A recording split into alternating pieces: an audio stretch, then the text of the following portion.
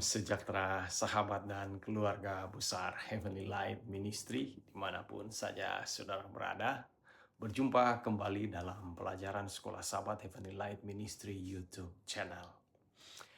Di tengah dunia yang penuh dengan informasi hoax dan ketidakpastian, di mana kita bisa menemukan pegangan yang mutlak.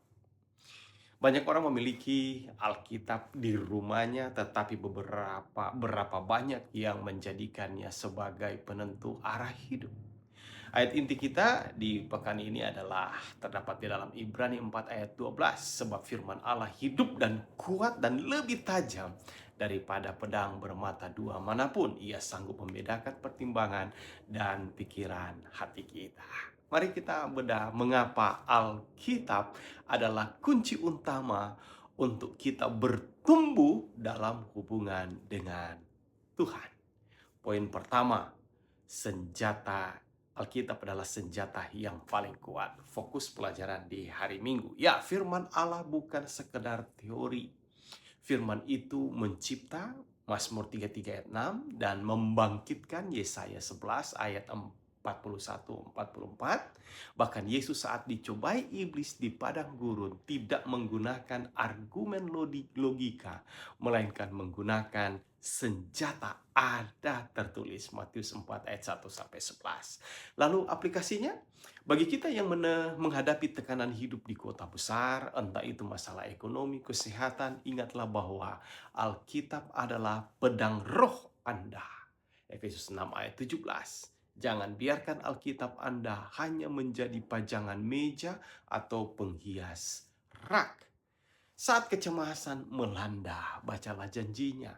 Firman itu adalah obat yang segar di setiap pagi. Ratapan 3 ayat 22-23. Gunakanlah firman itu untuk memotong atau mencegah, membentengi setiap kebohongan iblis yang mengatakan Anda tidak punya masa depan. Poin yang kedua, otoritas tertinggi. Fokus di pelajaran hari Senin.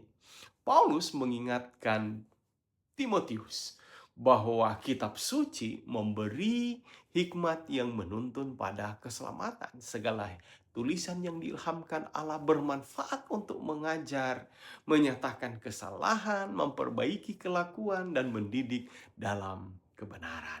2 Timotius 3 ayat 15-17. Lalu aplikasinya, ya, dalam budaya kita yang sangat menghormati tradisi dan pendapat orang tua, ya, terkadang kita sulit membedakan mana yang merupakan kata orang, mana kata Tuhan.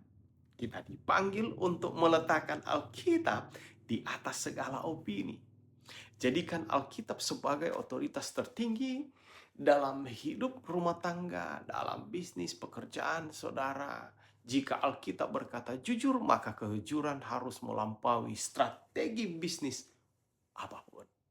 Kemudian poin yang ketiga, standar kebenaran. Alkitab adalah standar kebenaran. Fokus di pelajaran di hari Selasa.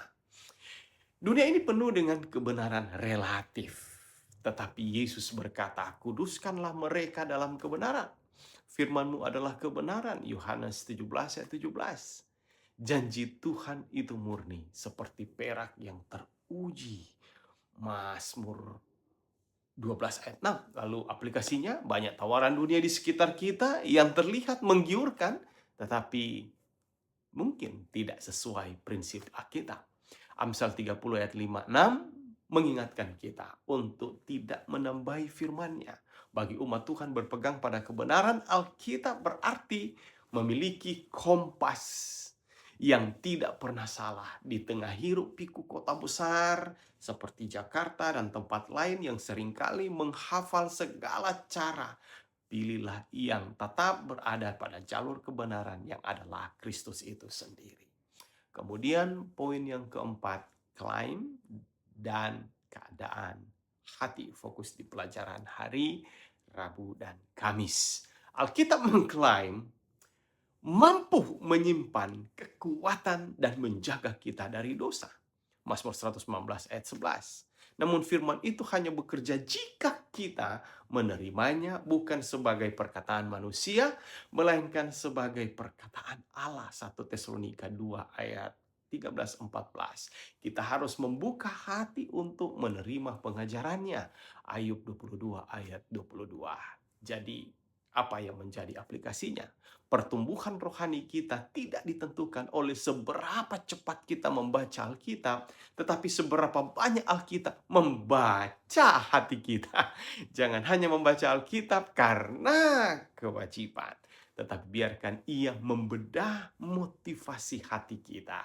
Saat kita duduk dalam pendalaman Alkitab, tanyakan, Tuhan, bagian manakah dari hatiku yang perlu diperbaiki?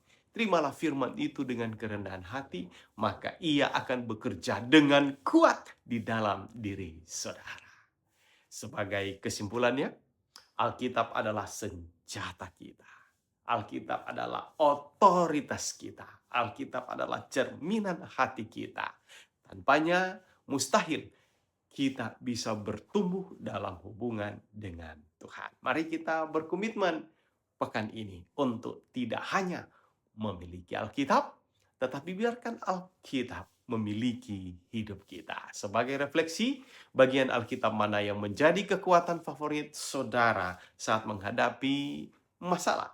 Tulis di kolom komentar dan jangan lupa like, subscribe, dan bagikan video ini untuk boleh menjadi berkat bagi saudara-saudara lainnya. Tuhan Yesus memberkati.